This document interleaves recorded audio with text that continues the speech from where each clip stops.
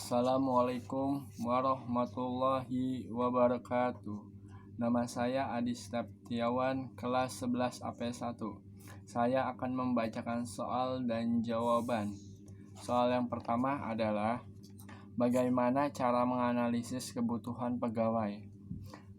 Jawabannya adalah analisis kebutuhan pegawai adalah suatu proses perhitungan secara logis dan teratur dari segala dasar-dasar atau faktor-faktor yang ditentukan untuk menentukan jumlah dan susunan pangkat pegawai negeri sipil yang diperlukan oleh suatu organisasi.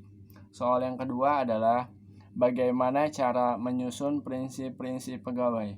Yang pertama, jenis pekerjaan. Yang kedua, sifat pekerjaan. Yang ketiga, perkiraan beban kerja. Yang keempat, perkiraan kapasitas pegawai. Soal yang ketiga adalah bagaimana cara menyusun sistem kepegawaian.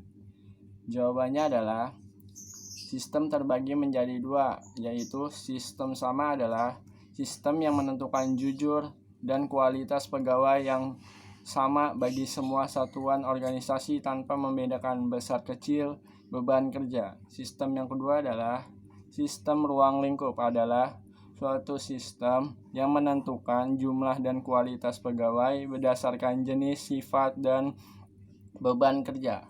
Soal yang keempat, jelaskan secara pengadaan pegawai.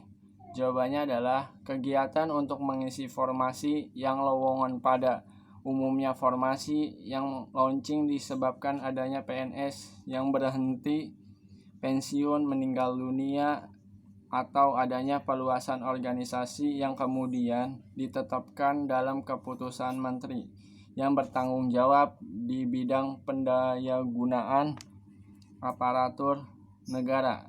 Soal yang kelima adalah jelaskan prosedur pengadaan pegawai. Jawabannya adalah yang pertama, formasi adalah jumlah dan susunan pangkat. Yang kedua, analisis kebutuhan adalah proses yang dilakukan secara logis, teratur, dan berkesinambungan untuk mengetahui jumlah dan kualitas. Yang ketiga, standar kemampuan rata-rata pegawai adalah standar kemampuan yang menunjukkan ukuran energi rata-rata yang diberikan seorang pegawai atau sekelompok pegawai. Yang keempat, beban kerja adalah sejumlah target pekerjaan atau target hasil yang harus dicapai dalam satu satuan waktu tertentu.